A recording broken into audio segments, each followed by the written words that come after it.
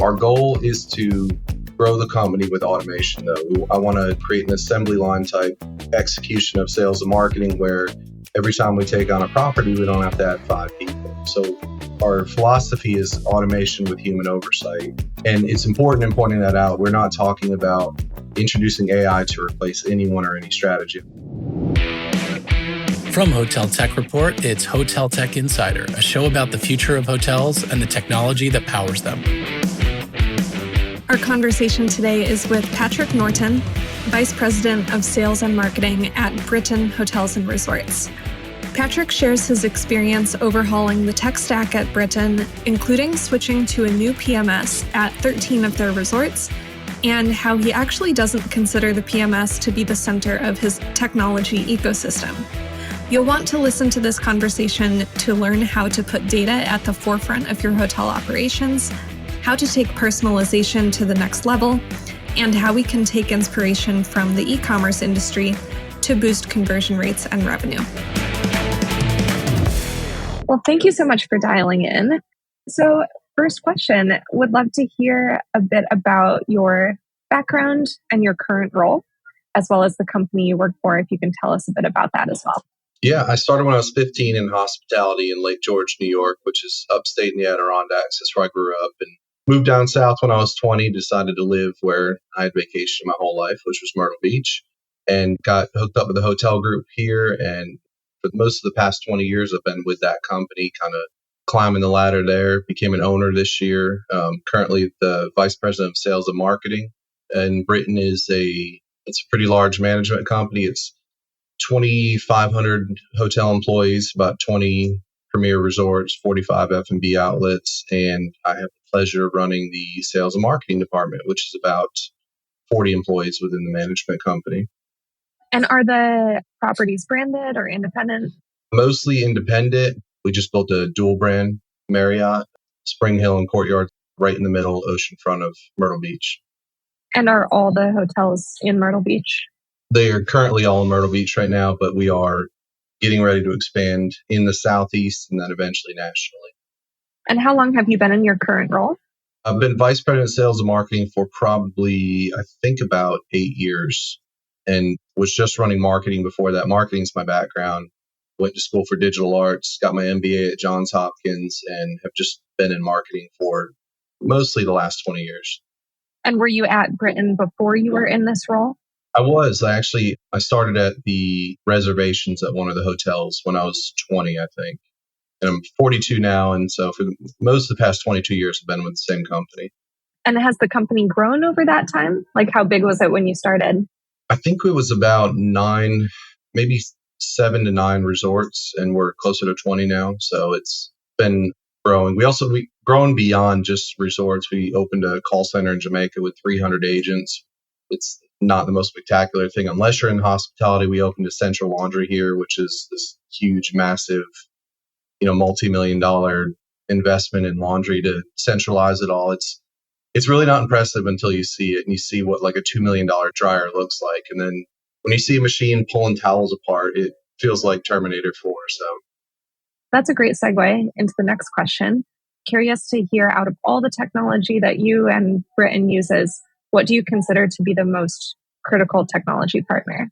Well, it's without a doubt Revenate. We kind of have a different philosophy from most management companies, and it's part of wanting to buck the legacy trends that have, I think, held down the hospitality industry, in that there's this battle to keep the PMS at the center of your technology hub, which we call technology matrix. And I don't believe that at all. I think it hasn't been in years. I think your PMS is a tool to run your hotel. I think it's a tool to gather information, but the center of your technology hub should be a CDP, which we use in the form of Revenate, right? Revenate is our database deployment tool. It's our CDP tool where we acquire all and build the biggest customer profiles that we can, because we want to do dynamic marketing through the CDP.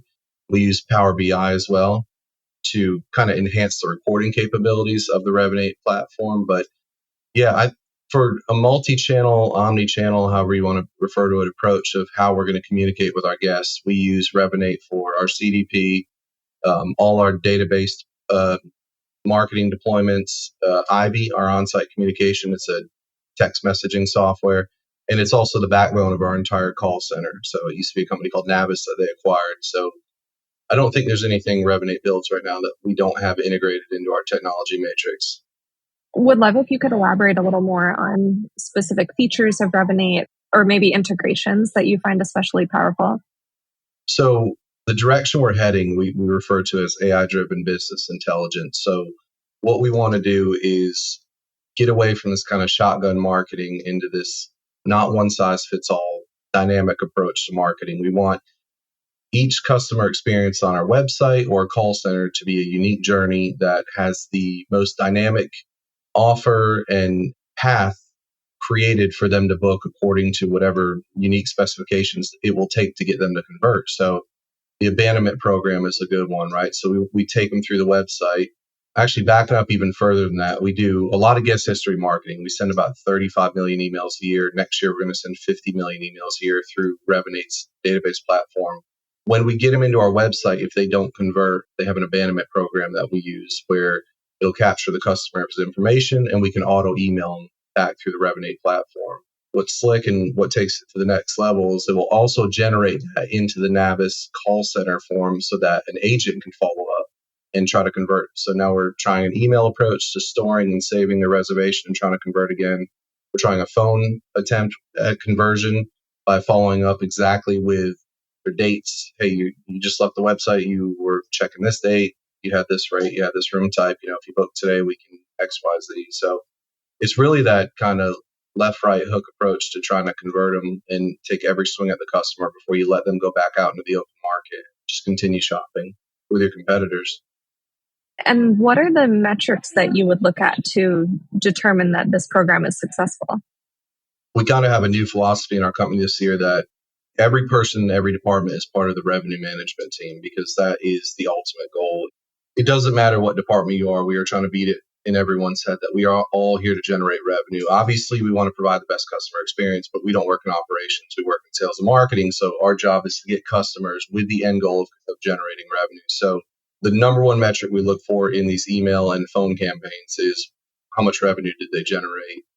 Conversion percentage is important, but again, we go back to social media as a good example, right? We have, I think on average, 75,000 Facebook fans per page, which is amazing, over 20 resorts.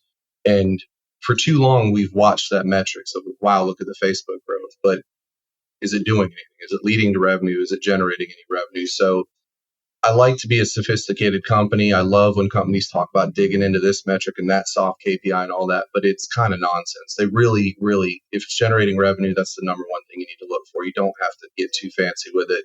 Usually people that are getting too fancy with it are trying to sell you a KPI report product, right? So definitely revenue. Thanks for sharing so much about Revenate. Would love to expand and learn more about your tech stack.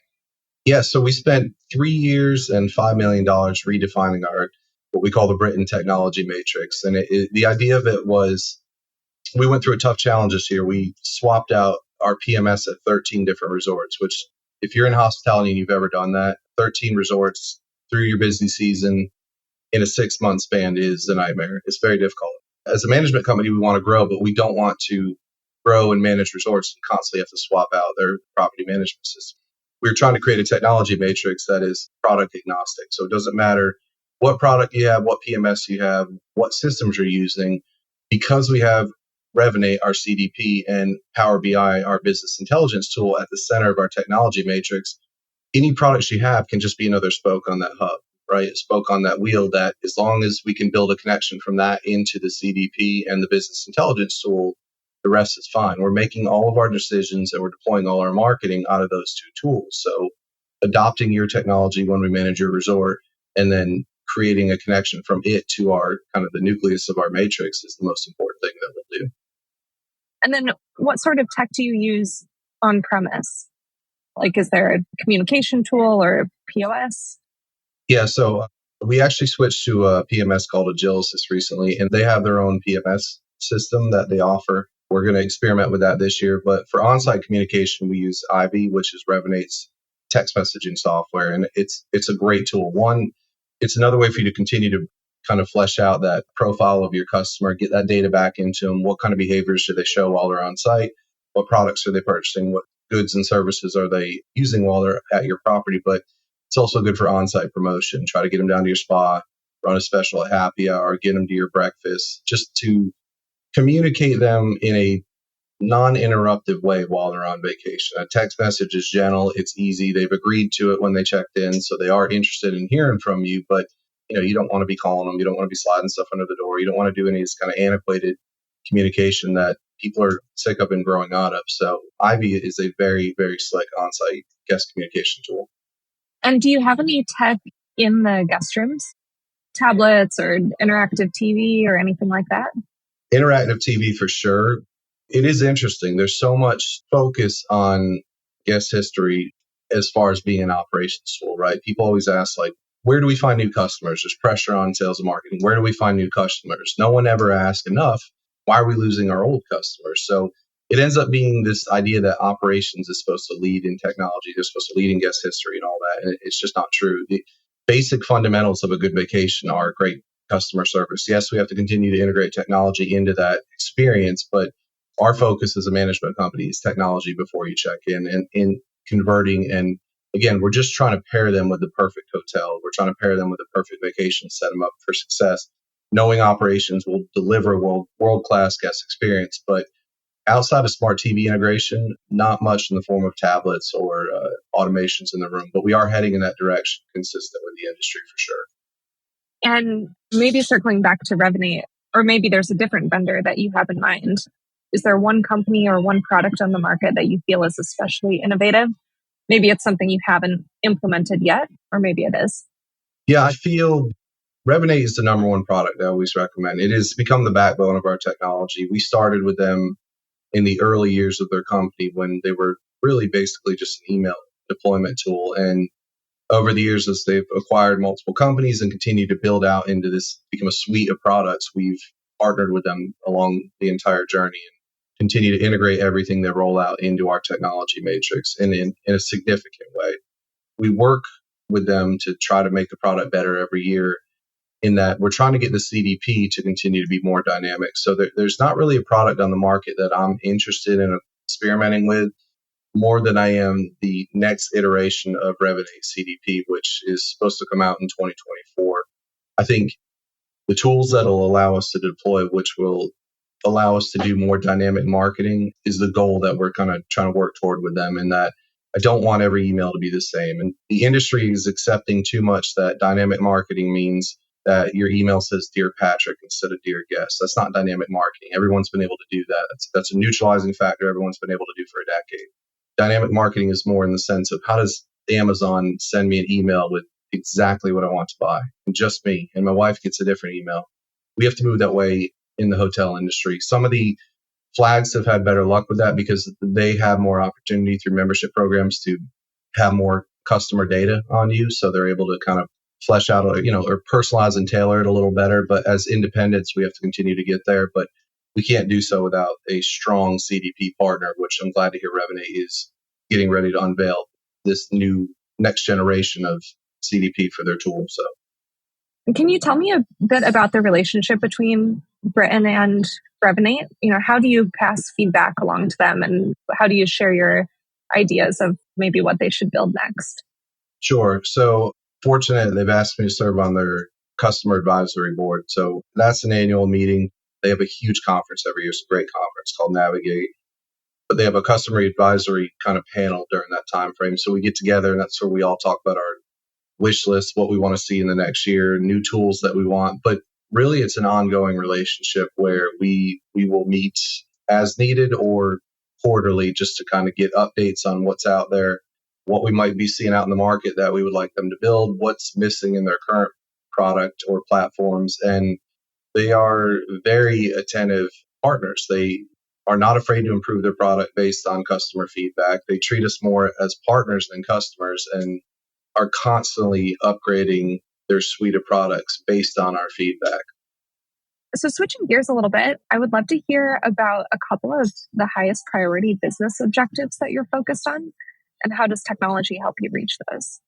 Yeah, so number one is preparing for growth in a way that does not tax labor, right? It's very hard to find good employees nowadays. It's hard to find employees, period. We've had to go more remote and be more open-minded about using the entire national labor force as a chance to grow our team, which has been great. We've got some significant talent once we started going out of town. Our goal is to grow the company with automation, though. I want to create an assembly line type execution of sales and marketing where every time we take on a property, we don't have to add 5 people. So our philosophy is automation with human oversight. And it's important in pointing that out. We're not talking about introducing AI to replace anyone or any strategy. I'm a firm believer that AI should not replace your strategy. It shouldn't replace your team. It should augment both of them. It should make both of them better and enhance your strategies for what you're doing. So rolling out pieces like an RMS, we rolled out partnering with Duetto. We're doing our full rate management now through Duetto with the same amount of staff that we used to. It's not that you let any staff go, it's that now we can grow without adding additional staff.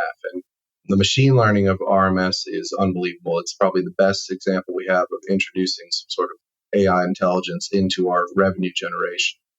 Hundreds of thousands of data points that you used to have to process every single day can now be done in 2 seconds. And you can have a revenue manager go in and just kind of supervise the final results and approve or decline. So it's a huge, huge example of using AI to make your team better and not to replace Is there another business objective that you'd like to share?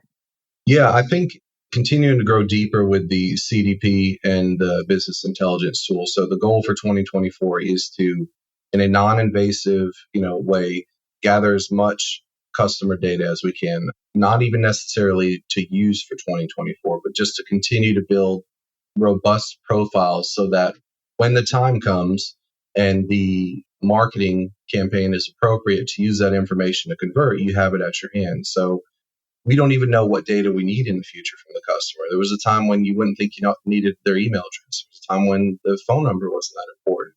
It's all important now. It's gather everything you can from them. So trying to get as much data from them without interfering with the conversion process is priority number one for us next year.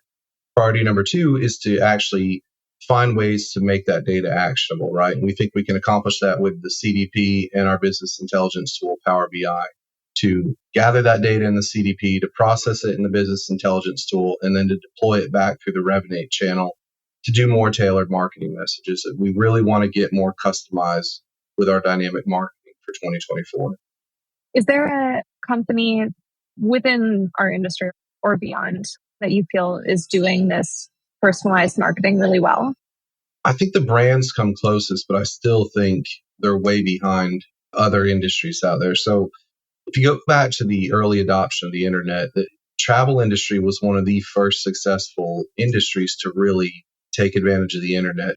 Travel consumer adopted booking online very quickly. The peak and fall of the travel agent industry was almost overnight. I mean, it was the easiest way to convert a vacation. You could see pictures and videos. It was a perfect marriage of travel and the internet to convert. I think AI will be similar. I think introducing AI to make the travel booking experience and the actual stay, I think it'll enhance it for the customer once we adopt it better. But you can see, I think retail's way, way ahead of travel here. And we are a form of retail in the sense that we're just selling an experience and a service instead of a good. But no, I have not seen a good example to copy out there, which is why we take our inspiration from others. Like Amazon is probably the biggest one. Just there has to be a reason that they are so good at converting you. Even when you leave the shopping cart, they get you back into the shopping cart. So one of the biggest things to take away from all that is that you don't have to look to people within your industry to be inspired by ideas on how to make that customer experience have a better conversion rate. You can go outside your industry. Just be inspired by anyone that is in the e-commerce space, period. Borrow ideas from them and implement them into your industry. So next question, shifting gears a bit, curious to hear from you one or two of the most important skills that you feel hoteliers should have in order to be successful in today's environment. Sure. I think, which was not an easy thing for me to say early in my career, but humility to know what you're good at and what you're not good at. Our team is relatively young, the marketing team in particular. They're all out of college, but we don't hire people that learn about social media in a textbook. We hire people that just use it every day and understand it. So we don't want marketing educated people to run our marketing department because they learned about the four Ps and all the, the textbook type marketing. We want modern people in here with modern ideas for a modern traveler. So I think keeping your team current, understanding when I'm 42 and I completely dated myself out of marketing. I've turned it over to a younger crowd and they get it. And it's never been more successful. But understanding when it's time to pass the torch a little bit and that you have to delegate and you can't do it all yourself and you have to build a good team and trust your team. And then a very weird one I have to succeed in hospitality is professionally is to get good at presentations. I think I see a lot of bad presentations. You are always selling yourself, your hotel, your team, everything.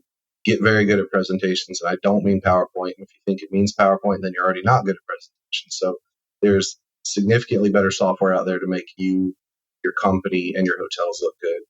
But the number one thing that I think skill everyone has to have in hospitality is to understand that every single vacation experience is different. And if you're building your hotel to satisfy everyone, if your marketing campaigns are built to satisfy everyone, if your strategy is just built for the general public, then you're going to have less success than people who take a boutique approach. Even if they're big, they still take a boutique approach of saying, I will find a way to tailor this message to speak to individuals and touch their unique experiences that they had at my properties and convert them based on their unique story, right? So understanding again that not every two customers have the same experience or will be similarly motivated to convert with you. It may take two completely separate messages to get them to convert and stay at your property. So you have to be open and able to tailor your marketing and your hotel experience to the unique characteristics of each of your travelers. So next question, this is always kind of a fun one. What is one thing that you believe about hotel technology that most folks in the industry might not agree with? I'm going to repeat something I said earlier, but it is that the PMS is not the center of hospitality technology anymore. Again, in our matrix, I have it as one piece off in the left. It's a very important piece, but it is not. It is that data aggregation and data processing. Everything you know about your customer should be in the center of your technology hub, not the PMS. That is the biggest kind of legacy thinking that you will see in the industry, right? And it's because generally the industry is driven by operations focused people. It's not driven by sales and marketing. And I completely get that. Operations is in charge of that entire guest experience, but the cheese has moved and it's not easy to get customers anymore. They have a lot of options. They have a lot of ways to book and they have a lot of people talking to them, which is why you have to get good at telling them their unique story that they want to hear. And that starts in sales and marketing with data that you've gathered on them, which has very little to do with the PMS. So I think getting a CDP and business intelligence tool in the center of your technology to replace the PMS is the biggest kind of controversial thought I have. Would you say there was a period of adjustment to get the broader Brittain team on board with this thinking? Are there still people in the organization that think the PMS should be at the center? For the most part, no. I think the company has embraced our kind of forward-thinking mentality of, hey, we want to grow. We want to be a national company, and there's going to be a lot of different PMSs out there. So this model cannot work if every property you take over, you forced your suite of technology down their throat. That's just not how it works. That's why the product-agnostic technology matrix is the general idea of how we want to manage resorts moving forward. So, no, it's been pretty good buy-in from the team for sure. Do you feel a lot of that belief comes from the top? Like leadership is all very tech forward and kind of promoting that ethos among all the employees? Yeah, without a doubt. We have a very kind of innovative, technology-driven CEO named Matthew Brittain. He's been the owner of the company since its inception.